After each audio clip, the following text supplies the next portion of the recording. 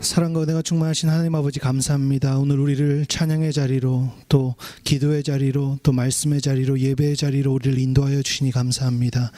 아버지 하나님, 일주일간 바쁜 시간 가운데 아버님 살다가 다시 한번 주님의 은혜, 아버지 하나님 갈망하여서 이 자리에 나온 귀한 성도님들, 아버지 하나님 오늘 이 시간 하나님의 귀한 것들로 열어주시고 하나님의 귀한 것들로 부어주시사 오늘 말씀을 통하여 또 예배를 통하여 기도의 시간들을 통하여 우리가 주님 안에서 새롭게 되어지게 하여 주시고 세임 얻는 시간 되어주시도록 좀 축복하여 주시옵소서.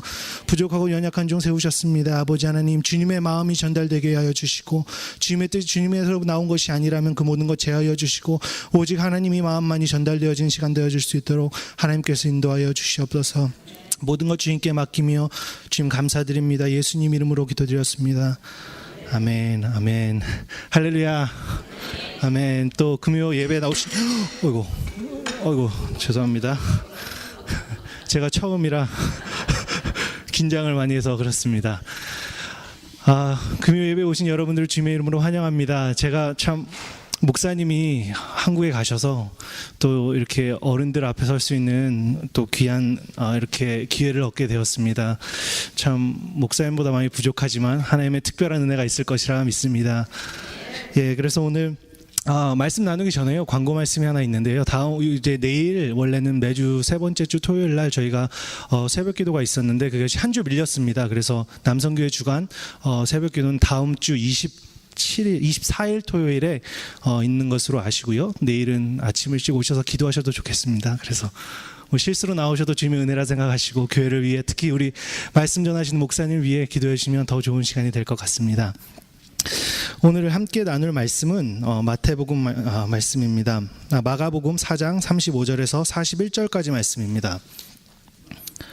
마가복음 4장 35절에서 41절까지 말씀입니다.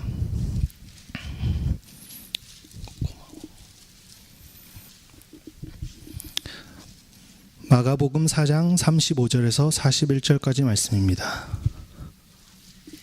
다 찾으셨으면 저와 교독하시겠습니다. 제가 먼저 한 절 읽겠습니다. 그날 저물 때에 제자들에게 이르시되 우리가 저편으로 건너가자 하시니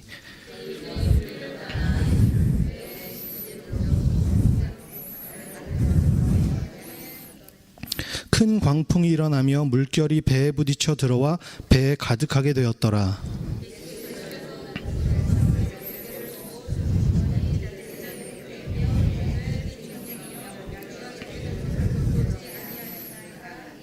예수께서 깨어 바람을 꾸짖으시며 바다더러 이르시되 잠잠하라 고요하라 하시니 바람이 그치고 아주 잔잔하여지더라.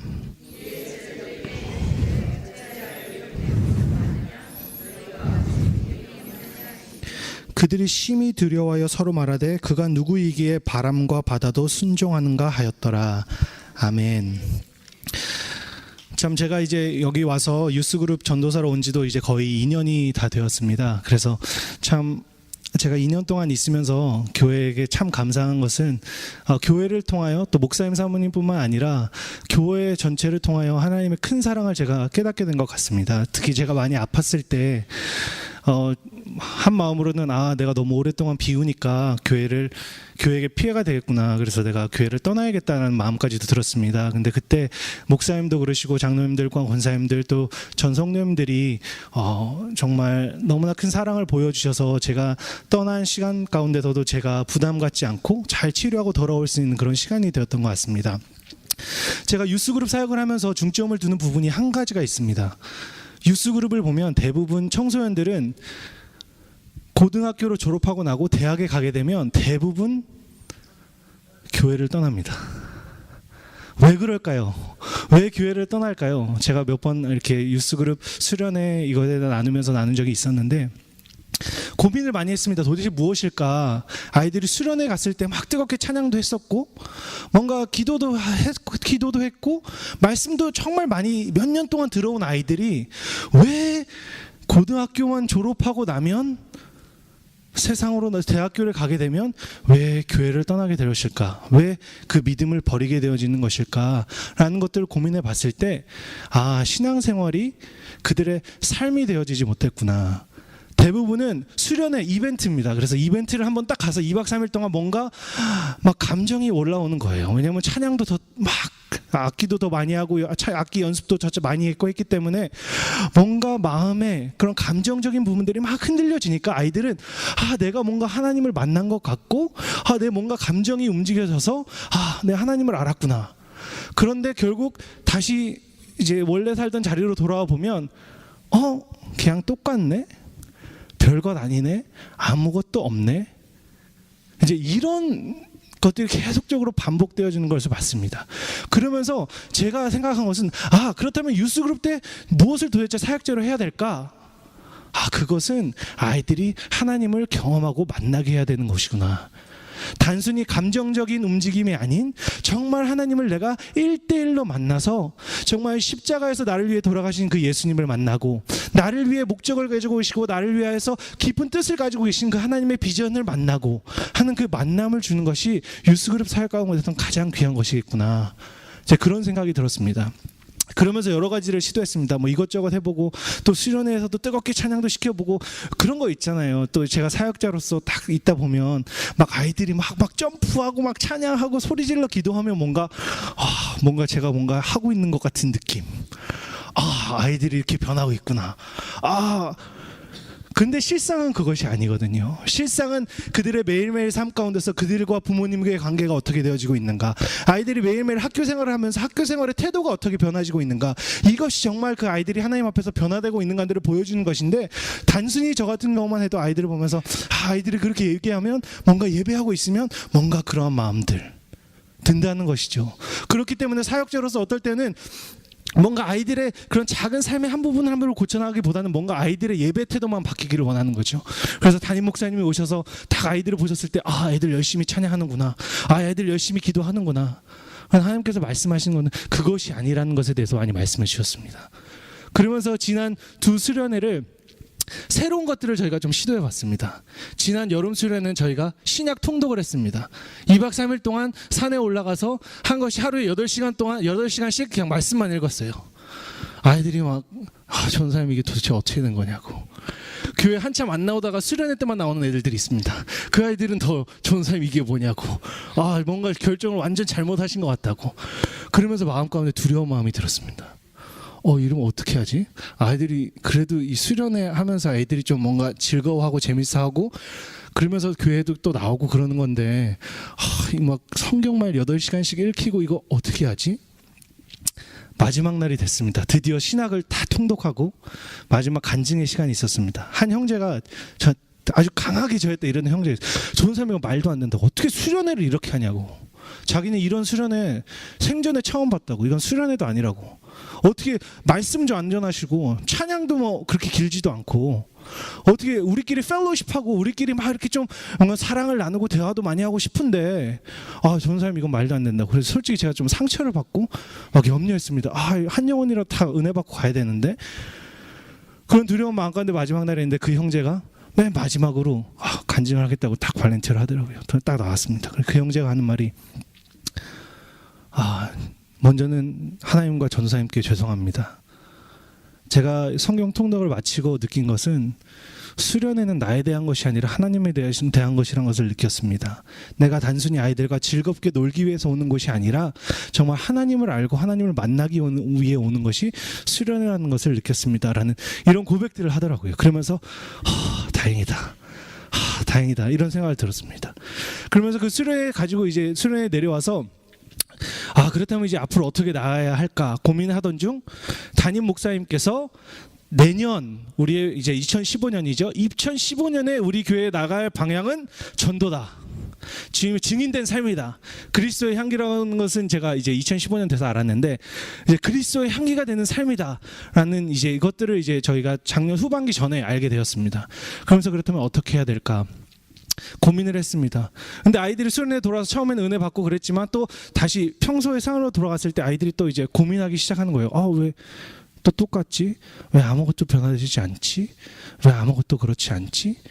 그러면서 계속적으로 아이들과 대화하면서 고민하면서 아이들에게 이제 생각난 것이 이것은 하나님을 정말 깊이 만나지 못해서구나. 그래서 제가 금요일 모임을 바꿨습니다. 금요일 모임이 원래는 제가 액티비티 위주였습니다. 그래서 맨날 오면 놀고 재밌는 거 하고 기도도 잠깐 당연히 하죠. 기도 잠깐 하고 말씀도 잠깐 보고 하지만 근데 저희의 중심은 펠로우십. 우리가 주님 안에서 즐겁게 놀아야지. 목사님도 항상 강조하십니다. 그래, 네 열심히 놀아야 되는 거야.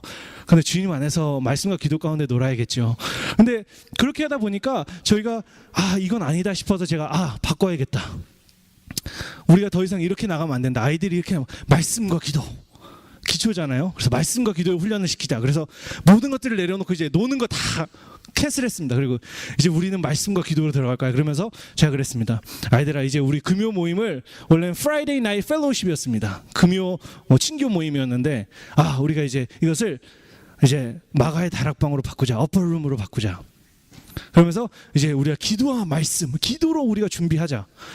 그래서 그 배경에는 무엇이 있었냐면 하루는 제가 말씀을 묵상하던 중에 이제 사도행전 이제 초반의 말씀들에 대해서 하나님께서 많이 말씀하셨습니다. 여러분 아시는 분도 계시겠지만 제 부르심과 제 비전은 선교입니다. 그래서 항상 선교를 마음에 품고 있었고 그래도 선교지에서도 한 2년 3년 있었고 그리고 이제 공부를 좀 더 하기 위해서 이제 미국에 들어오게 됐는데 이제 그 말씀을 묵상하는 가운데 본 것이 있습니다. 무엇이었냐? 제자들이었습니다. 모두 다 아시는 스토리죠. 예수님께서 이제 로마 병정들에게 붙잡혀 가십니다. 예수님께서는 3년이란 시간들을 모든 군중을 위해 사역하셨지만 특별히 그 12 제자를 위해서 하나님 마음과 시간과 모든 것을 바쳐 그들을 훈련하시고 사랑하시고 그들을 세우셨습니다. 근데 정작 예수님께서 이제는 예수님께서 이 땅에 오신 이유를 성취하시기 위해서 잡혀가셨을 때 그 제자들의 모습은 어떠했죠? 그렇죠. 다 도망갔죠. 두려움에 떨며 다 도망갔다는 것이죠. 그들은 다 뿔뿔이 흩어집니다. 예수님의 수제자인 베드로는 예수님을 3번 부인하기까지 하면서 도망가죠. 그리고 예수님께서는 부활하십니다. 그리고 제자들을 다시 찾아오시죠. 40일 동안 이 땅 가운데 거하시며 다시 한번 그들을 격려하시고 그들에게 너희는 땅끝까지 이르러 내 증인이 되라는 말씀을 남기시며 하늘나라로 승천하시기 바로 전에 예수님께서 이런 말씀을 하십니다.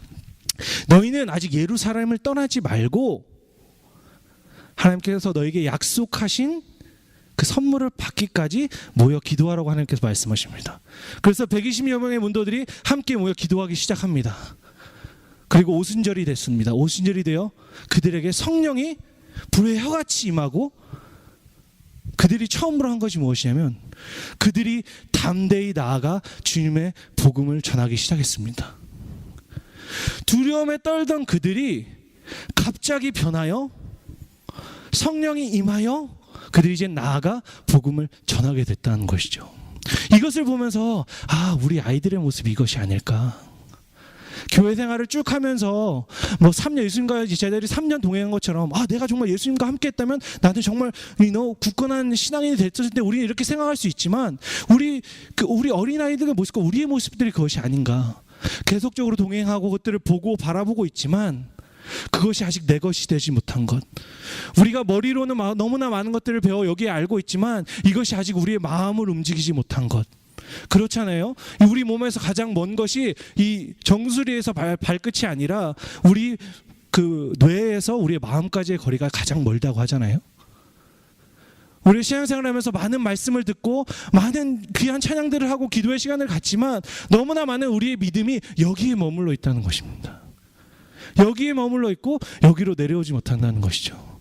그래서 우리 아이들을 위해서 도대체 그러면 어떻게 하면 이 아이들이 정말 그렇게 하나님을 만날 수 있을까? 어떻게 하면 우리가 신앙인으로서 어떻게 그렇다면 하나님을 만날 수 있을까? 현대의 삶의 문제는 우리는 어떠한 그 바운더리 안에 살아가고 있습니다. 대부분은 우리의 삶의 영역들을 보면 우리가 어떻게 살아가고 있는가 보면 대부분 우리가 알아서 모든 것들을 해결할 수 있는 그 바운더리 안에 우리가 살아가고 있습니다. 이제 제가 결혼 10주년을 이제 지난 12월에 제가 있었습니다. 모르셨죠? 제가 어리지만 결혼을 일찍 했습니다. 제가 하나님의 특별한 축복이 있어서 제 아내가 아직 한국 나이로 19살 때 부모님의 동의서를 받고 제가 결혼을 했습니다. 놀라셨죠? 제가 하나님의 그렇게 특별한 축복이 있는 형제인데 드디어 이제 저희가 원래는 계획을 안 하고 있었는데 저희가 10년이 지났는데 한 번도 이렇게 뭐 유산하거나 그런 적은 없습니다. 저희가 계속 공부를 했고 선교지에 나아갔다 왔고 이러면서 아내가 아직 이제 30이 안 됐기 때문에 이제 다급해하지 않고 저희가 있었는데 10주년 되기 얼마 전 저희가 알았습니다. 아내가 임신을 한 거예요. 와, 그래서 이제 저희가 3월 달에 이제 귀한 아름다운 딸아이가 이제 나오는데 이제 제가 임신한 사실을 알게 되고 나니까 아이들이 다르게 보이는 거예요. 원래 이제 준호 이렇게 막 뛰어다니면 그냥 귀엽다 이러고 말았는데 이제가 좀 한번 이렇게 한번 안아보고 싶고 이렇게 막 이렇게 해주고 싶고 막 그런 마음이 더 드는 거예요. 그러면서 이제 인터넷에서도 막 아이에 대한 비디오도 찾아보고 막 이렇게 합니다. 그러면서 이제 하나 발견하게 된 사실이 이제 무식하면 용감하다고 이 세상에서 가장 용감한 건 애기구나 그런 생각이 들더라고요. 왜냐면 아기들은 삶의 경험이 없잖아요. 아무것도 모르니까 아기들은 뭐가 위험한지 안 위험한지 모르잖아요. 그러다 보니까 아이들은 막 뜨거운 게 있어도 막 손을 갖다 대요. 막 초가 있으면 불이 막 타고 있는데 아이들은 모르니까 막 손을 갖다 대고 막 칼이 있어도 뭐 손잡이를 잡아야 되는 건지 나를 잡아야 되는 건지 모르고 그냥 무턱대고 막 그냥 손을 한다는 거죠. 뭐가 있든지 바닥에 있는 거 막 다 주워 먹고 위험함을 모르다는 거죠. 두려움이 없어요, 그 아이들은. 그러게 다 어떻게 합니까? 부모된 이제 부모님들은 아이들을 보호해야 되죠. 보호하기 때문에 이제 안 된다고 말하기 시작합니다. 그 지지 안 돼. 이것도 안 돼. 이제 안 돼. 어렸을 때 아이들이 어릴 때 부모님이 하는 가장 많은 중에 하나가 뭐 사랑해.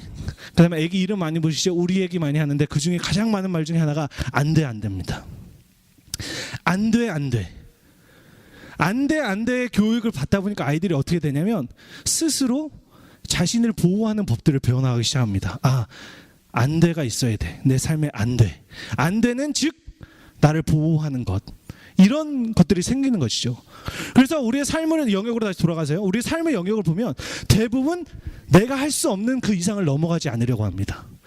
이 세상에 성공한 많은 사람들을 보면 그 사람들 어떤 분이세요?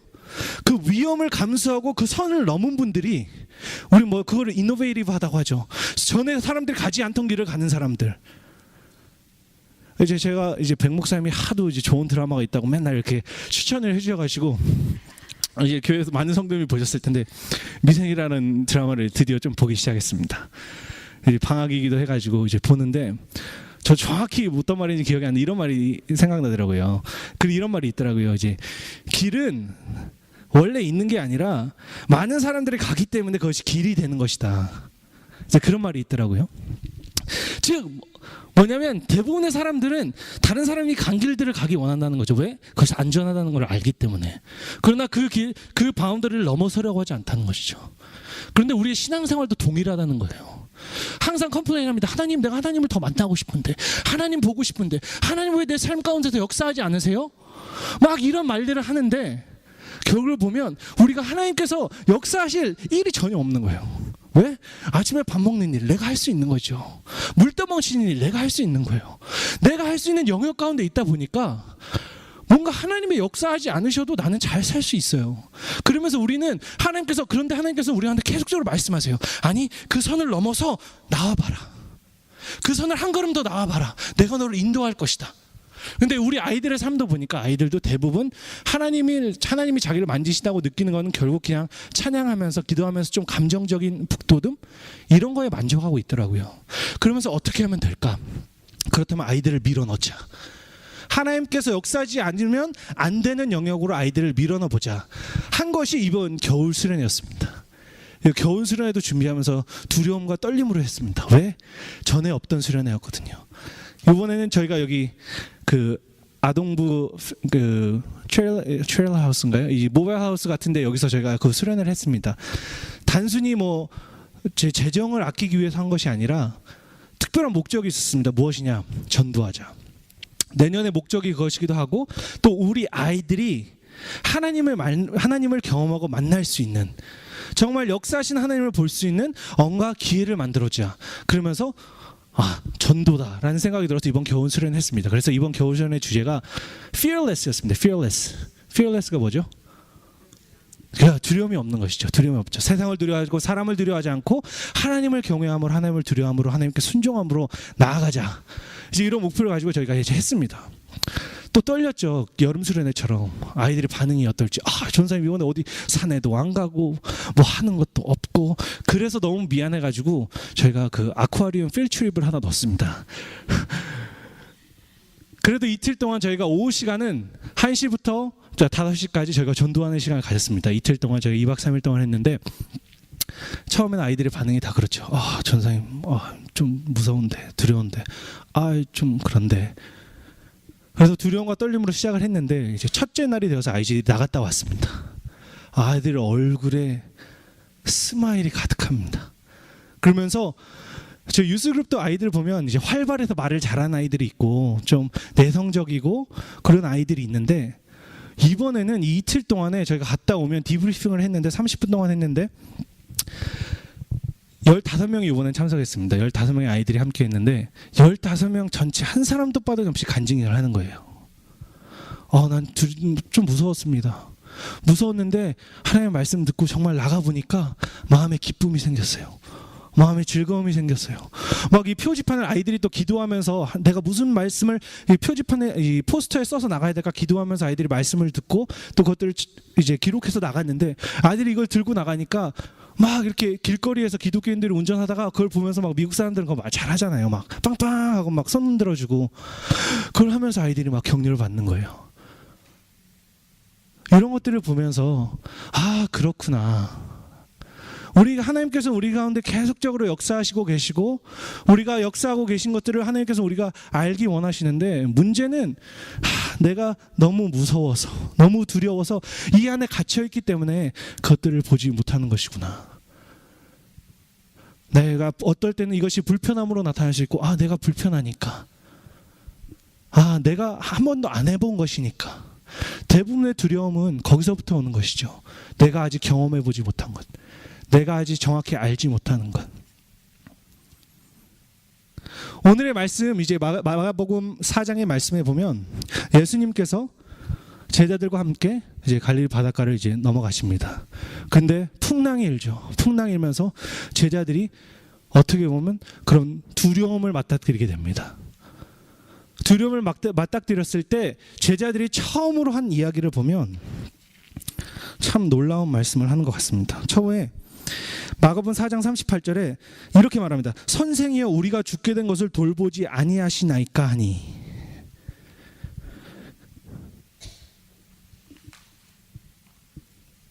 제자들이 이때 이제 이미 예수님과 제자들은 몇 개월, 적어도 몇 개월은 주님과 동행하고 있었어요. 이 전에 말씀들을 보시면 예수님께서 여러 가지 비유의 말씀들을 군중들과 또 제자들에게 가르치셨습니다. 가르치시고 또 따로 제자들을 모아서 이제 특별반을 또 한 번 하셨어요. 사람들에게 말하지 않지만 내가 이 비유의 말씀들에 대해서 너희가 풀어서 이제 설명을 또 해주세요. 그리고 나서 예수님께서 이제 제자들과 함께 가고 계신 거예요. 바다를 건너가고 계신데, 풍랑이 일었을 때 제자들의 첫 번째 반응은, 선생님, 우리가 죽어도 상관 안 하세요? 풍랑이 있는 것을 보세요. 우리가 죽어도 상관 안 하세요? 이런 말을 합니다. 대부분 두려움에 대한 우리의 반응은 이런 것이라는 것이죠. 우리가 어떤 문제에 맞닥뜨렸을 때 우리가 믿음으로 나가기보다는 우리가 가장 먼저 드는 생각은 어떻게 하지? 난 할 수 없는데. 하나님을 바라기보다는 우리의 가장 먼저의 반응은 예수님 이거 뭐예요? 예수님 이거 뭐죠? 어떻게 이럴 수 있어요? 이런 예수님의, 지금까지 예수님께서 그들과 함께 하셨고 그들에게 사랑을 베푸셨고 기적을 베푸셨고 이 모든 것들을 보았지만, 그들이 직접 그들의 삶 가운데서 그 문제를 맞닥뜨렸을 때 이거 완전히 달랐다는 것이죠. 이것 때문에 하나님을 개인적으로 만나고 경험한다는 것이 중요하다는 것입니다. 지금까지는 예수님께서 다른 사람 고치는 거 다 봤어요. 지금까지 예수님께서 다른 사람을 역사하신 거 다 봤는데, 이제 내가 문제 앞에 섰는데, 내가 문제 앞에 서 보니까 예수님을 못 붙들게 된다는 거예요. 근데 그 순간 예수님을 의지하고 믿을 때 우리의 신앙의 성장이 있게 된다는 것이죠. 우리 가운데 믿음의 성장이 그때 일어날 수 있게 된다는 것입니다. 그리고 나서 예수님께서 말씀하십니다. 어찌하여 이렇게 무서워하느냐 너희가 어찌 믿음이 없느냐 하시니. 제자들이 두려움이 떨고 있을 때 예수님께서 그들에게 어찌하여 너희가 두려워하느냐 라고 말씀하시지 않고, 예수님께서는 그 두려워 떨며 예수님을 의심하고 있던 그 제자들에게 예수님께서는 두려워하느냐라고 말씀하시는 것이 아니라 어찌하여 너희가 믿음이 없느냐 라고 말씀하시는 거에 우리가 주목해 봐야 될 것 같습니다. 우리는 단순히 두려움의 반대는 용기, 담대함이라고 생각합니다. 그러나 오늘 성경 말씀을 보면 두려움의 반대는 단순히 용기와 담대함이 아닌 믿음이라는 것입니다. 우리가 무엇을 믿고 있는가, 무엇을 의지하는가. 예수님께서는 우리가 두려워 떨 때 어찌하여 너희가 두려워하느냐라고 말씀하시지 않고 어찌하여 너희 믿음이 없느냐라고 말씀하세요. 두려움에 대해서 우리가 조금 더 깊이 생각해 보면 두려움은 도대체 우리의 삶 가운데 무슨 일을 할까요? 우리의 신앙 가운데 어떠한 일들을 할까요? 제일 처음 두려움이란 말이 나온 것은 창세기에 있습니다. 창세기 하나님께서 정말 모든 온 땅과 만물을 창조하시고 인간을 사랑하셔서 인간이 살아갈 수 있는 가장 아름답고 가장 가장 퍼펙트한 그런 environment를 하나님께서 만들어 주시고 인간을 창조하십니다. 그리고 말씀하세요. 너희가 이것들을 다 다스리고 이 땅에 충만하거라. 너희가 이 모든 것들을 즐거워하고 인조이하고 여기서 나와 함께 영생을 즐겁게 살자, 이렇게 말씀을 하세요. 그러나 이 나무에 있는 열매만 먹지 마라. 그렇죠. 그런데 어떻게 합니까? 이제 사단이 들어오고 사단이 이제 유혹하여서 그 열매를 먹게 됩니다. 그리고 그들이 처음으로 이제 하나님께서 그들을 다시 찾아오세요. 아담아, 하와야 어디니? 그때 그들의 반응은 숨습니다. 그들이 벌거벗은 것을 알고 두려워 숨었다라고 성경은 고백하고 있습니다. 즉 두려움이란 것은 무엇을 하냐면 단순히 어떤 문제에 닥쳐서 우리가 그에 대한 감정적인 반응이 아니라 이 두려움이라는 것은 하나님과 우리의 관계를 나눈다는 것입니다.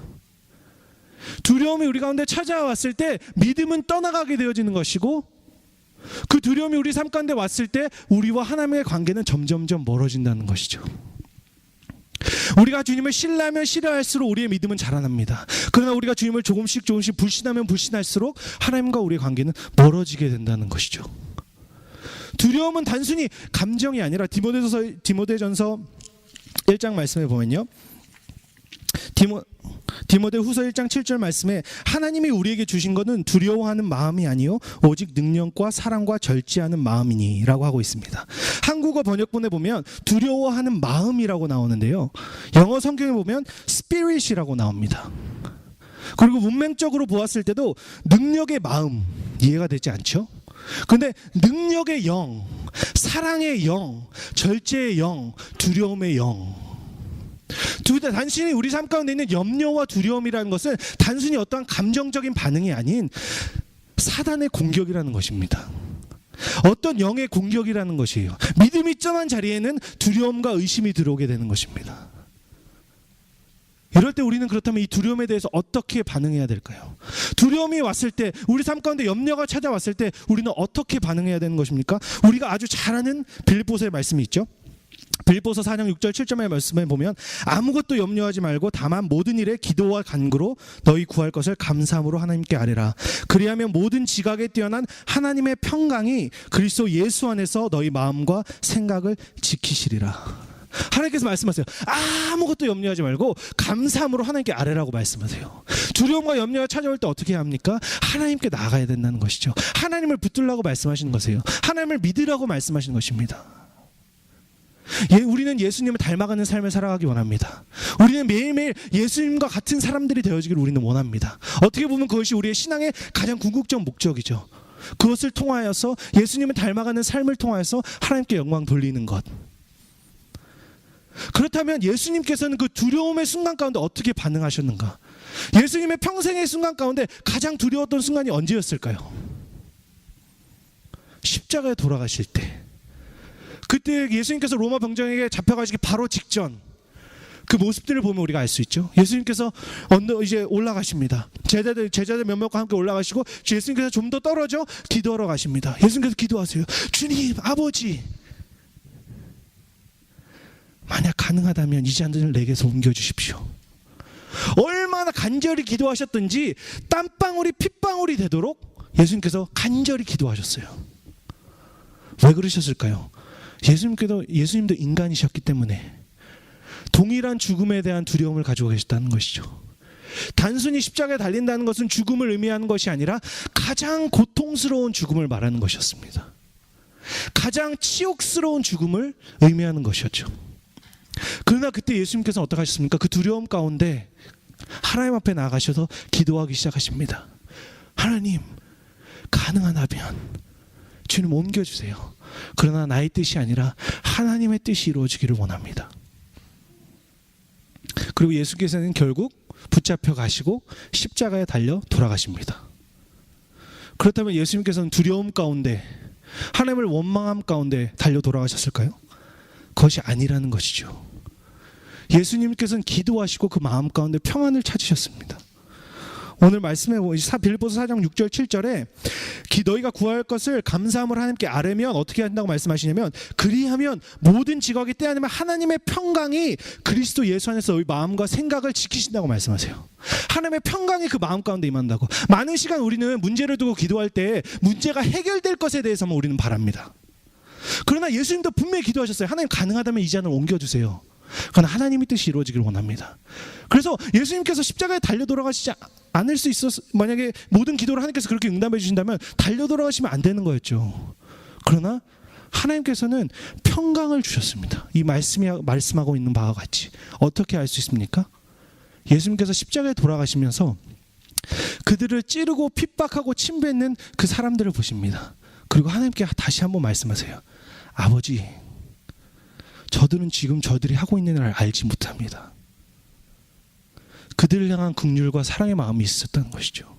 만약 예수님의 마음이 아직도 두려움과 하나님을 향한 원망으로 가득 차 있다면 그런 말씀을 하실 수 없었을 거예요. 그러나 예수님께서는 기도 가운데, 그 두려움과 절망의 시간 가운데 하나님께 나아가 기도했을 때에 하나님께서는 그 마음 가운데 평강을 찾아주셨고, 그 하나님을 주시는 평강의 능력 가운데 일들을 감당하시고 자기를 죽이는 원수들에게 그런 사랑과 은혜를 하나님께 구할 수 있었다는 것입니다.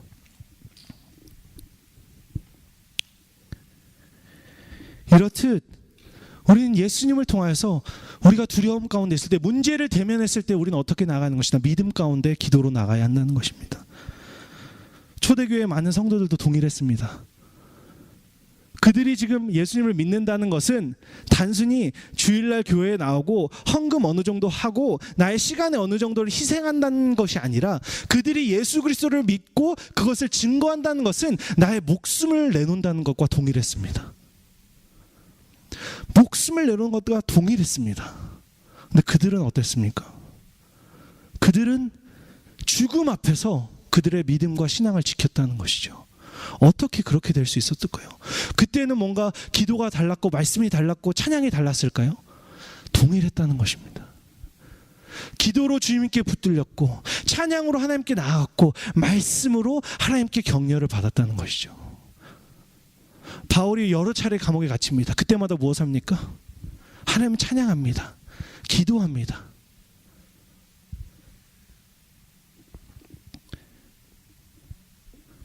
기도와 말씀과 예배의 삶이 우리의 매일매일 삶 가운데 자리 잡았을 때에 그것이 정말 우리의 삶에 힘이 된다는 것입니다. 기도와 예배가 승리할 때에 우리의 삶의 전 여경이 승리하게 되어지고, 그 승리한 삶을 산다는 것, 기도한다는 것, 예배한다는 것은 목사님 많이 말씀하시죠. 하나님과 동행한다는 것입니다. 하나님과 동행한다는 것이 다른 것이 아닙니다. 모든 일 가운데 기도와 간구로 하나님께 나아가고, 모든 일 가운데 하나님을 신뢰하고 의지하는 것, 그리고 내가 하나님의 것이라는 것을 인정하고 믿음으로 나아가는 것, 그것이라고 생각합니다.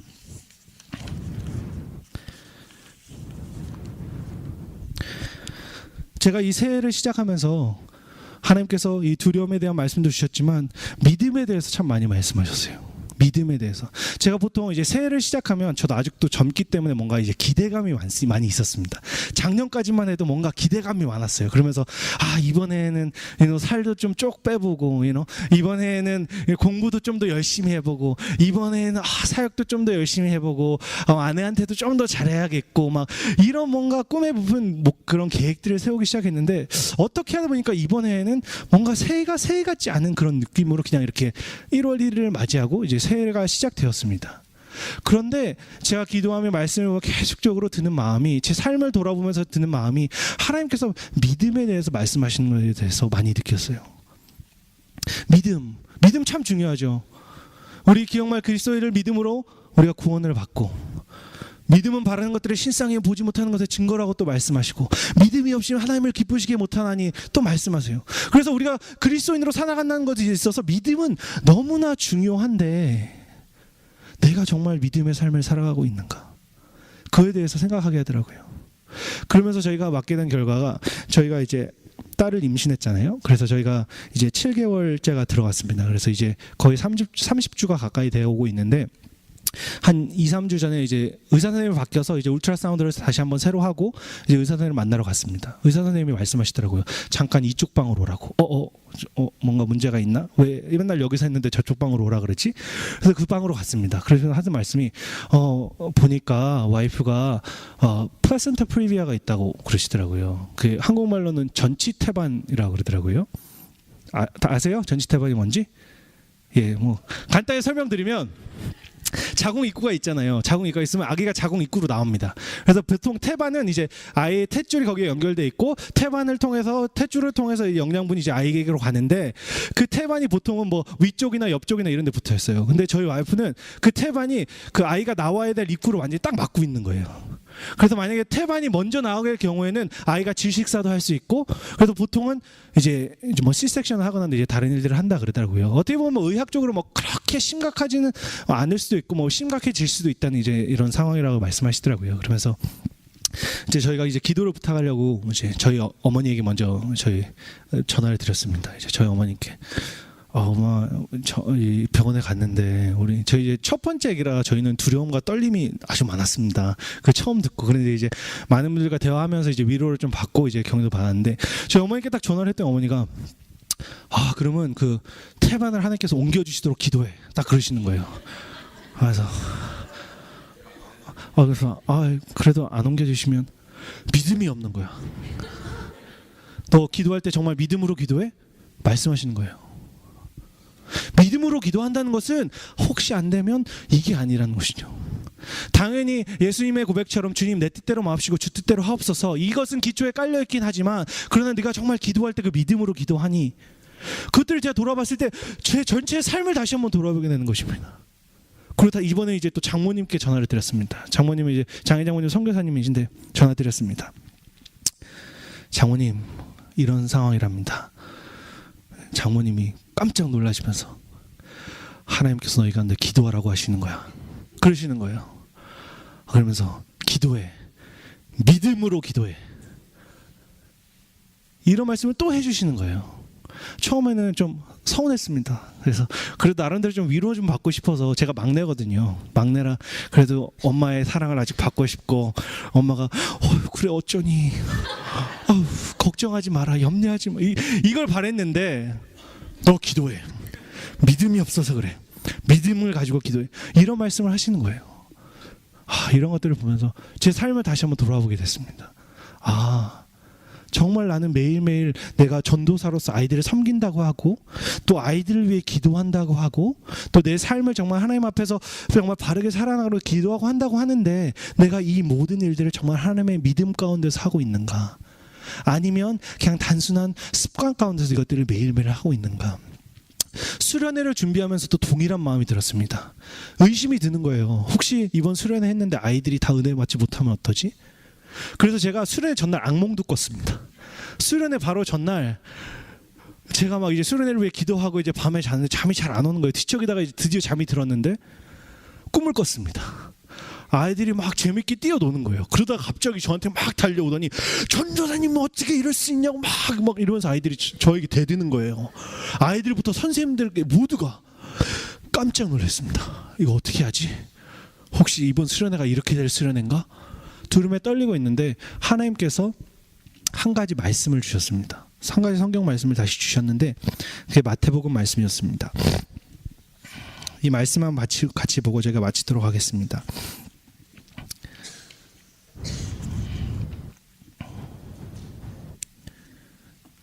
마태복음 9장 28절에서 31절까지의 말씀입니다. 마태복음 9장 27절에서 31절까지 말씀인데요. 한 절씩 교독하겠습니다. 제가 먼저 읽겠습니다. 예수께서 거기에서 떠나가실 때 두 맹인이 따라오며 소리질러 이르되 다윗의 자손이여 우리를 불쌍히 여기소서 하더니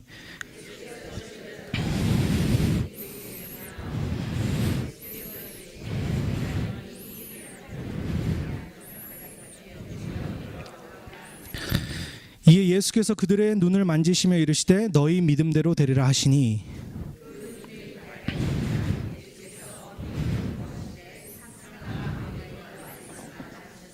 함께 읽겠습니다. 그들이 나가서 예수의 소문을 그 온 땅에 퍼뜨리니라. 아멘.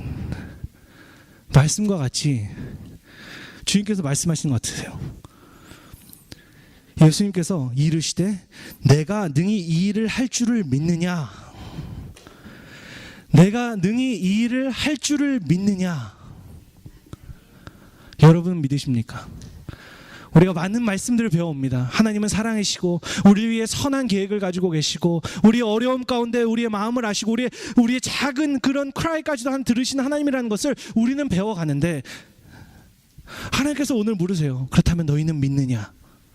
내가 이 일을 해 너희 삶 가운데 행할 것을 믿느냐? 내가 매일매일 삶을 너와 동행하며 너를 지킬 것을 믿느냐?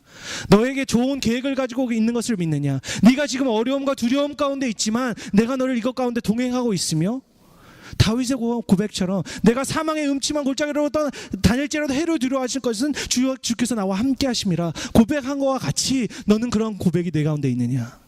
네가 지금 말할 수 없는 고민 가운데 있고 말할 수 없는 두려움 가운데 있고 염려 가운데 있고 문제 가운데 있지만 지금까지 네가 배워온 나, 네가 경험한 나, 내가 이룰 것을 너희는 믿느냐? 하나님께서 저에게 이 말씀을 주셨습니다. 그리고 그날 밤 무릎을 꿇고 회개했습니다. 주님, 믿음이 없음을 회개합니다. 주님, 믿지 않았음을 회개합니다. 그리고 고백했습니다. 하나님, 이번 수련회를 통해 하나님께서 역사하실 것을 믿습니다. 그리고 나서 제 마음 가운데 어느 정도의 평안이 찾아왔습니다. 그래도 제 믿음이 부족하여 두려움과 떨림이 있긴 했지만 그러나 하나님께서 어느 정도의 평안의 마음을 주셨습니다. 그리고 수련회가 진행될수록 더 그 평안의 마음이 감사의 마음으로 바뀌고 마지막에는 기쁨으로 것들이 변화되는 것들을 경험할 수 있었습니다. 말씀을 마무리하겠습니다. 새해를 시작합니다. 새해를 시작하면서 우리가 많은 계획들을 세우죠. 뭔가 신앙적인 계획들도 세우시고 가정적인 계획들도 세우시고 그러나 우리 하나님과의 관계 가운데 하나님께 나아감에 있어 가장 중요한 것은 결국 믿음입니다. 그 믿음은 행하여져야 된다는 것이죠. 단지 무슨 일을 하는 것이 행함이 아니라 정말 믿음 가운데 일들을 결정하고 믿음 가운데 기도하고 믿음 가운데 하루하루를 살아가고 있는가? 나의 믿음이 혹시 나의 그냥 머리에 지식으로 멈춰져 있는 것은 아닌가? 아니면 정말 나의 믿음이 나의 마음을 감동하여서 주님을 향한 나의 믿음이 나의 마음에 감동되어서 그 믿음을 가지고 내가 하루하루를 살아가고 있는가? 부족하지만 오늘 여기 오신 모든 성도님들 가운데 그런 믿음의 은혜와 축복이 있기를 바랍니다. 또한 하나님께서 여러분께 물으실 때 너희는 믿느냐? 내가 행할 것을 믿느냐? 그때 아멘 믿습니다 라고 고백하셔서 그 문제들이 해결되어지고 그 삶이 새로워지는 그 은혜와 축복이 여러분 한 분 한 분 가운데 있기를 주님의 이름으로 축복하며 간구합니다. 아멘. 그러면 한 시간 함께 기도하는 시간 갖도록 하겠습니다. 하나님, 이 시간 아버님 우리가 믿음에 대해서 두려움에 대해서 우리가 잠깐 나누어 봤는데 하나님 우리의 믿음을 새롭게 하여 주시옵소서. 지식으로 멈춰있는 믿음이 아니라 살아있어 운동력 있는 믿음이 되게 하여 주시옵소서. 하나님의 마음을 감동시키며 나의 마음을 움직이는 그런 믿음이 되게 하여 주시옵소서. 나의 일거수일투족이 믿음 가운데 행하여지는 나의 삶이 되어지며 2015년이 되어지게 아버지 하나님 역사하여 주시옵소서. 이 시간 함께 기도하도록 하겠습니다. 주여 아버지 하나님 정말 감사합니다. 아버지 하나님 정말 이 금요일 모임 아버지 나오신 귀한 성도님 한 분 한 분을 주님의 이름으로 축복합니다. 아버지 하나님 정말 오늘 정말 우리의 신앙생활에서 가장 중요한 것이 믿음인 것을 다시 한번 기억합니다. 아버지 하나님 정말 주님 두 소경이 예수님께서 물으실 때 주님 내가 믿습니다. 참된 믿음 가운데 고백했을 때에 아버지 그들의 삶이 새로워지고 그들의 문제들이 해결되어진 놀라운 역사를 보았습니다. 예수님께서도 두려움 가운데 있으실 때에 하나님 앞에 나아가 믿음으로 간구할 때에 그 마음 가운데 평안을 찾았으며 하나님의 능력과 사랑과 은혜 아버지 하나님 명들을 아버지 있는 것들을 우리가 다시 한번 기억합니다. 아버지 오늘 이 시간 이곳 가운데 나오셔서 기도하는 모든 성도님들과 우리 라팔마 연합감리교회 모든 성도들 어린아이부터 아버지 작년에 이르기까지 아버지 우리의 믿음이 주님 안에서 장성한 분량 가운데 이르는 2015년이 되어질 수 있도록 아버지 하나님 축복하여 주시옵소서. 단순히 머리로 하는 믿음이 되어지지 않게 하여 주시고 매일매일 우리의 삶 가운데 믿음으로 결정하며 믿음으로 걸어가며 믿음으로 순종하는 우리 라팔마 연합감리교회 아버지 모든 성도님들이 되어질 수 있도록 아버지 하나님께서 함께하여 주시고 축복하여 주시며 아버지 하나님 인도하여 주시고 동행하여 주시옵소서. 그렇게 인도하시고 하나님을 우리가 바랍니다. 그렇게 인도하시고 하나님을 우리가 찬양하며 예배합니다. 아버지 함께하여 주시옵소서. 아버지 하나님 인도하여 주시고 동행하여 주시옵소서. 그렇게 인도하시고 하나님을 아버지 찬양합니다. 아버지 감사합니다. 아버지 이 시간 한 번 더 기도하기 원합니다. 우리 김도윤 목사님께서 한국에 3주 동안 부흥회차 나가 계십니다. 전체 20여 번의 이제 말씀을 선포하셔야 된다고 말씀하셨는데 특히 예수 그리스도에 대해서 전해달라고 부탁을 받으셨답니다.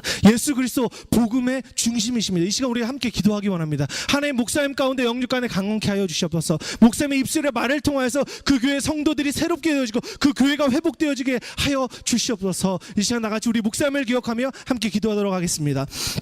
주여 아버지 감사합니다. 우리 가운데 귀한 목사님 주셔서 말씀으로 우리를 성장케 하시고 인도케 하시니 감사합니다. 특히 아버지 우리 목사님 이번 3주 동안에 아버지 하나님 정말 부흥에 나가 계십니다. 아버지 하나님께서 함께하여 주시옵소서. 목사님의 모든 아버지 하나님 부흥의 시간 가운데 하나님 동행하시고 역사하여 주셔서 목사님 가운데 강건함을 더하여 주시옵소서. 말씀의 능력을 더하여 주시옵소서. 성령의 충만함을 더하여 주시옵소서. 영육간에 강건케 하여 주시옵소서. 주님 귀한 종의 말씀을 통하여 성도들의 마음이 새로워지게 하여 주시고 아버지 죽어간 교회가 회복되게 하여 주시고 살아나는 놀라운 의 역사가 임할 수 있도록 아버지 하나님께서 함께 하시고 역사하여 주시옵소서. 목사님 가운데 마음의 평안을 허락하여 주시고 그 가운데 믿음의 아버지 은혜를 더하여 주시사 믿음으로 말씀을 선포하실 때 그 말씀이 살아 나리성 검과 같이 그들의 마음과 옷을 쪼개게 하여 주시고 그들 가운데 드러나야 할 모든 죄악된 몸들이 드러나게 하여 주시고 예수 그리스도가 다시 한번 그들의 삶 가운데 온전히 드러나게 하여 주셔서 예수 그리스도의 은혜가 그들의 삶 가운데 한번 회복되며 예수 그리스도의 사랑이 그들의 삶 가운데 회복되어지는 그런 놀라운 은혜의 시간 되어질 수 있도록 아버지 목사님과 함께 하여 주시옵소서. 목사님께 은혜를 더하여 주시옵소서. 힘을 더하여 주시옵소서. 축복을 더하여 주시옵소서.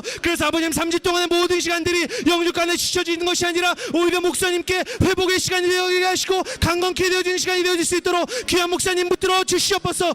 아버지 이동하시는 오고 가는 모든 교통병 가운데도 주님께서 지켜가여 주셔서 사단막이 틈타지 못하게 하시고 온전히 안전함 가운데 아버지님 정말 이 교회로 돌아오실 수 있도록 돌아오시는 그날까지 하나님께서 함께 하시고 동행하시며 축복하여 주시옵소서. 그렇게 인도하실까 하나님 우리가 기대합니다. 그렇게 인도하실까 하나님을 찬양하며 예배합니다. 아버지 함께하여 주시옵소서. 아버지 인도하여 주시옵소서. 주님께서 눈동자 같이 보살피고 살펴 주시옵소서. 그렇게 인도하실까 하나님을 너무 예배합니다. 아버지 축복하여 주시고 인도하여 주시옵소서.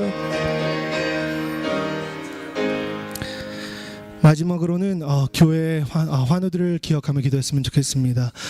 질병 가운데 계신 집사님들과 성도님들을 위해서 기억하시면서 하나님께서 정말 그 가족들을 위로하여 주시고 또 아프고 계신 그 당사자들 가운데 하나님께서 믿음을 더하여 주시고 은혜를 더하여 주셔서 또 수술을 하시고 또 치료를 계속적으로 해나가신 데 있어 하나님의 놀라운 은혜와 간섭이 있을 수 있도록 하나님께서 함께해 주시도록 우리 환우들을 위해서 함께 기도하는 시간 갖도록 하겠습니다. 기도하겠습니다. 주여 아버지는 감사합니다. 아버지 하나님 우리를 라팔마 연합교회 감리교회 아버지 하나님 가족으로 삼으시고 아버지 하나님 우리를 하나의 공동체로 삼으시고 주님의 귀한 그리스도의 몸으로 우리를 삼아주시니 감사합니다. 아버지 하나님 우리의 한 지체가 아플 때 아버지 하나님 온몸이 아픈 것처럼 아버지 하나님 정말 고통 가운데 있는 성도들이 있습니다. 아픔 가운데 있는 성도들이 있습니다. 그것이 육체적인 문제든 아버지 하나님 저것이 인간적 문제든 아버지 하나님께서 그들의 삶과 모든 문제를 알고 계십니다. 치유자 되신 하나님 전능하신 하나님 이 시간 그 가정을 찾아가 주시고 그 개개인을 찾아가 주시옵소서. 주의 치유 주의 손길로 그들을 어루만져 주시고 주의 위로의 말씀으로 그들 가운데 격려하여 주시옵소서. 그래서 아버님 이 시간이 오히려 아버지 하나님과 주님의 역사하심을 보는 시간이 되어지게 하여 주시고 이 시간이 오히려 하나님의 사랑을 더 깊이 경험하고 느끼는 시간이 되어질 수 있도록 아버지 역사하시고 인도하시며 축복하여 주시옵소서. 아버지 하나님과 주님 이 시간 그 모든 가정들과 아버지 하나님과 부모님들을 주님께서 찾아가 주셔서 만져주시옵소서. 위로하여 주시옵소서. 그 삶에 역사하여 주시옵소서. 그래서 하나님의 놀라운 역사들을 경험하는 오히려 전화회복이 되어서 아버지 하나님과 우리 모든 고통이 이젠 기쁨이 되어지는 아버지 주님 앞에 내려가 주님 앞에 나아가 우리 모든 짐들을 내려놓았을 때에 그것이 우리 삶의 기쁨과 즐거움이 되어지는 아버지 그런 놀라운 하나님의 치유와 새롭게 하심의 역사들이 일어날 수 있도록 아버지 하나님께서 함께하여 주시고 인도하여 주시옵소서. 그렇게 역사하실 하나님을 찬양합니다. 그렇게 인도하실 하나님의 이름을 찬양합니다. 아버지 하나님 함께하여 주시옵소서. 사랑과 은혜가 충만하신 하나님 아버지 감사합니다. 오늘 이 금요일 일주일을 마감하며 아버지는 피곤하고 지치는 몸 가운데 불구하고 주님 앞에 나와 주님을 예배하기 위하여 주님의 말씀을 듣기 위하여 나온 주님의 귀한 성도들 가운데 아버지 하나님 축복하여 주시옵소서. 특히 아버지 믿음의 은혜를 더하여 주시옵소서. 믿음의 은사들을 허락하여 주시사 믿음으로 모든 일들이 행하여 줌을 믿습니다. 아버지 하나님 그렇게 우리 성도님들 삶 가운데 믿음이 살아있게 하여 주셔서 그들의 삶에 기도하는 모든 바가 믿음 가운데 이루어지게 하여 주시고 믿음 가운데 역사하는 하나님을 경험하고 만날 수 있는 우리 모든 성도님들 되어줄 수 있도록 그 삶과 가정과 자녀들 가운데 주님 축복하여 주시옵소서. 그렇게 인도하시고 하나님을 신뢰하며 믿습니다. 주님 감사드립니다. 예수 그리스도의 이름으로 기도드렸습니다. 주기도문으로 마치도록 하겠습니다. 하늘에 계신 우리 아버지여 이름이 거룩히 여김을 받으시오며 나라의 마옵시며 뜻이 하늘에서 이루어진 것 같이 땅에서도 이루어지이다. 오늘날 우리에게 일용할 양식을 주옵시고 우리가 우리에게 죄인 자를 사하여 준 것 같이 우리 죄를 사하여 주옵시고 우리를 시험에 들지 말게 하옵시며 다만 악에서